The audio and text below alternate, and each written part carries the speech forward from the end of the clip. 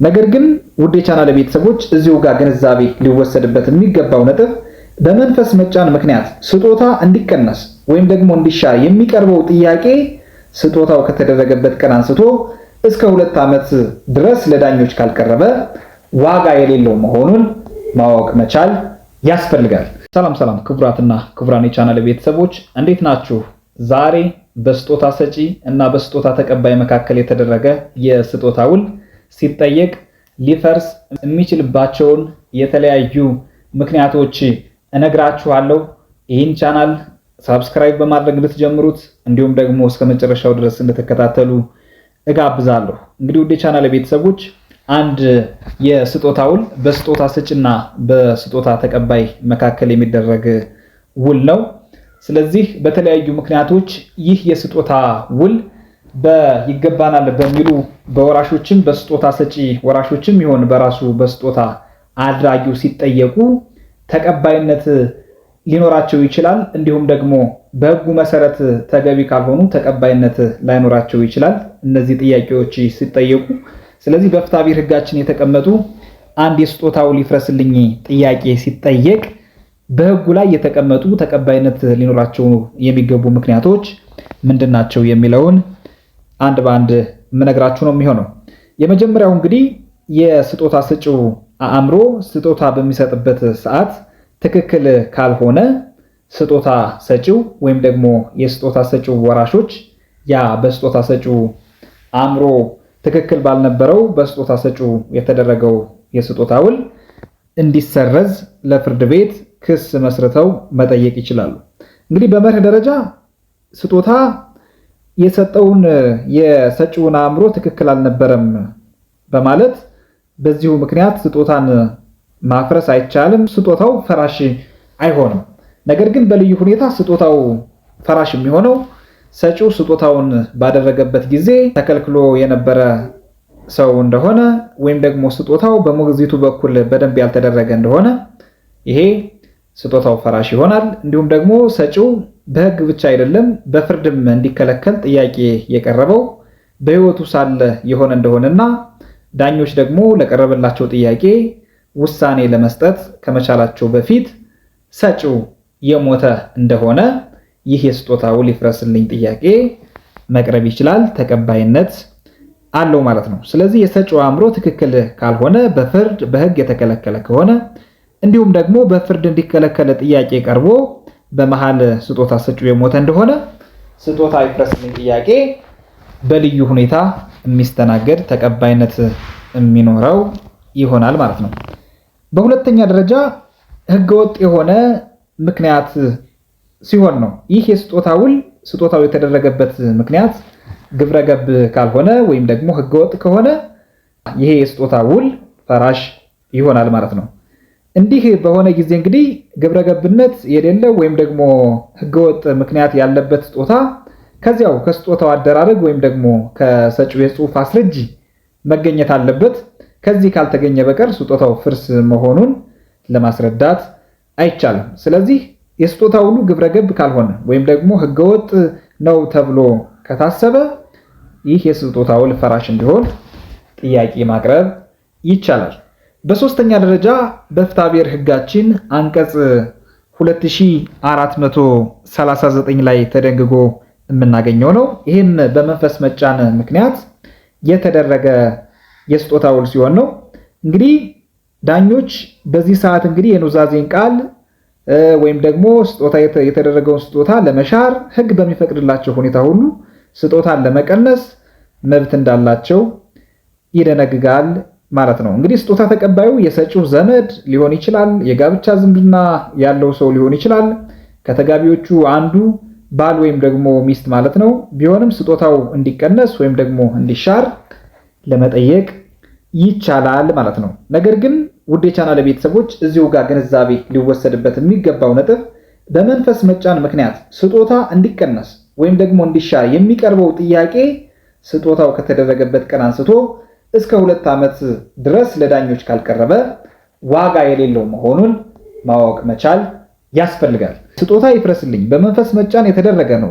ከአክብሮት የተነሳ እሱ ዘመዴ ስለሆነ ነው ስጦታ ያደረኩለት እንጂ ወድጄ ፈቅጄ በራሴ ተነሳሽነት በራሴ ፈቃድ አይደለም ተብሎ ለፍርድ ቤት የሚቀርብ አቤቱታ ስጦታው ከተደረገበት ቀን አንስቶ በ2 ዓመት ጊዜ ውስጥ ካልተደረገ እንዲፈርስ መጠየቅ አይቻልም ማለት ነው።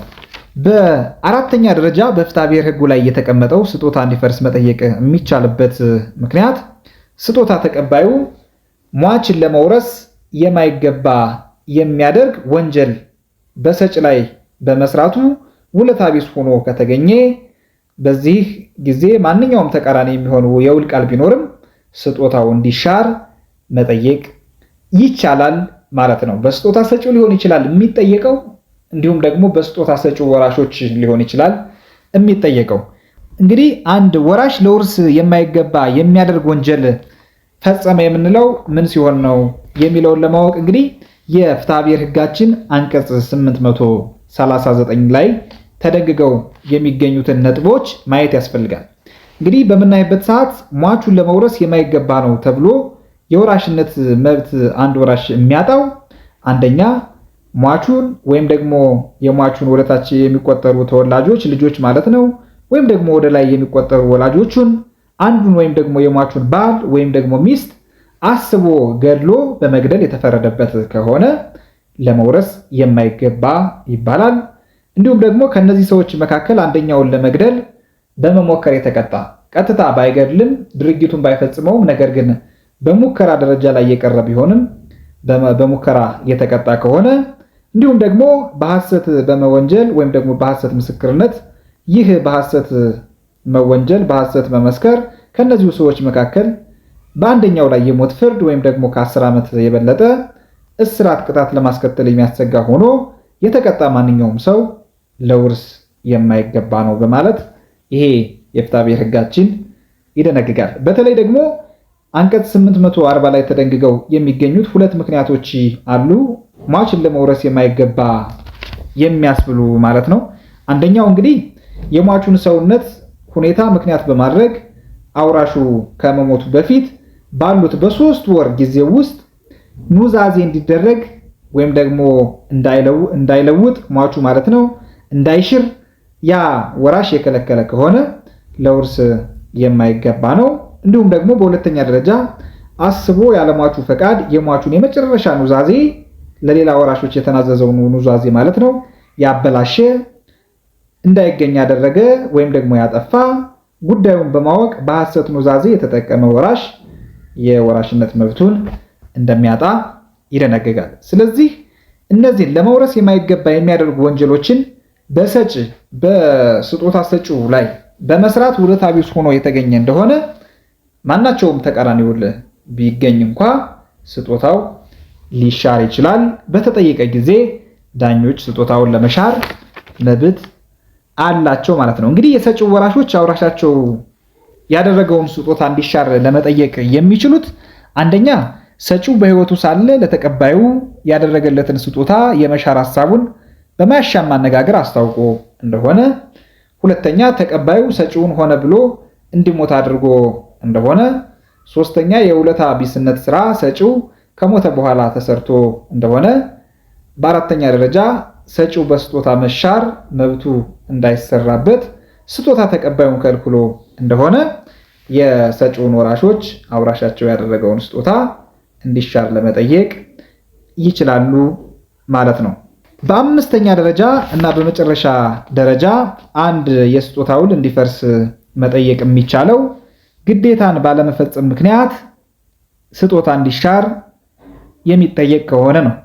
እንግዲህ ስጦታ ሰጪው ስጦታ ተቀባዩ አንዳች ነገር እንዲያደርግለት ወይም ደግሞ ግዴታ እንዲፈጽምለት የውል ቃል በማስገባት ስጦታ ሰጪው ለስጦታ ተቀባዩ አንዳች ስጦታ ሊያደርግ ይችላል።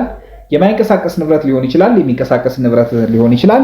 ተቀባዩ ግዴታዎቹን ባለመፈጸሙ ምክንያት ሰዎች በሚያቀርቡት ጥያቄ መሰረት ስጦታው ሊሻር ይችላል። ለምሳሌ አንድ አባት ለልጁ ስጦታ ሲሰጥ ሊጦረኝ ሊንከባከበኝ የሚል የውል ቃል አስገብቶ ከሆነ ስጦታ ተቀባዩ ስጦታ ሰጪውን የመጦር የመንከባከብ ግዴታ ተጥሎበታል ማለት ነው።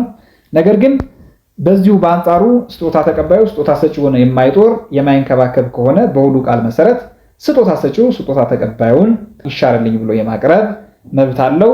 ይህም በተመለከተ እንግዲህ የፌዴራል ጠቅላይ ፍርድ ቤት ሰበር ሰሚ ችሎት በተለያዩ መዛግብት ላይ እንደ መጠየቅ እንደሚቻል አስገዳጅ የህግ ትርጉም ሰጥቷል። ስለዚህ ውድ የቻናል ቤተሰቦች እነዚህ ምክንያቶች አንድ የስጦታ ውል እንዲሻር መጠየቅ የሚችልባቸው ህጋዊ መንገዶች፣ ህጋዊ መፍትሄዎች፣ ህጋዊ ምክንያቶች ናቸው ማለት ነው።